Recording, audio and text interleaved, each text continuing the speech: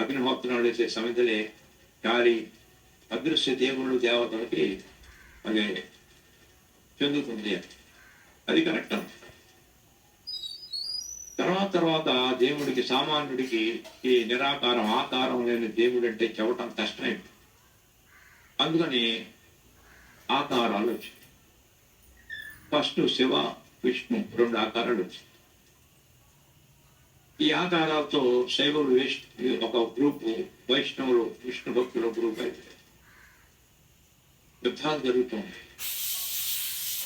శివ వైష్ణవ చరిత్రకారుడు చెప్పేది ఏంటంటే రావణాసుడు శివభక్తుడంటే, శ్రీరాముడు వైష్ణవ భక్తుడు, విష్ణు భక్తుడు. అందులో మనం అనవసరం అనుకోండి.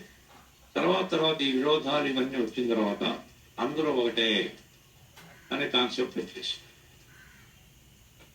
కాన్సెప్ట్ అంటే ఒక భావన. దాని తర్వాత అనేక గుళ్ళు వచ్చినాయి, అని దేవీ దేవతల గుళ్ళు వచ్చినాయి.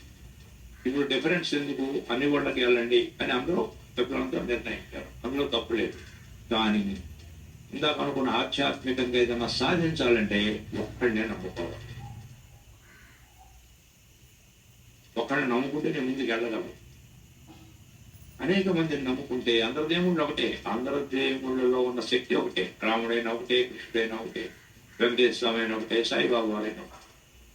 కానీ నువ్వేదైనా ముందుకెళ్ళి సాధించి తెలుసుకుని దైవశక్తిని కొంచెం ఇంకా దగ్గరగా అందుకున్నట్టుగా అందుకోవాలంటే ఎవరో ఒకరిని నమ్ము. అందుకే ఒక్కొక్క గుడికి వెళ్ళడం తప్ప ఎవరి మీద విరోధం లేదు. అది కాన్సెప్ట్.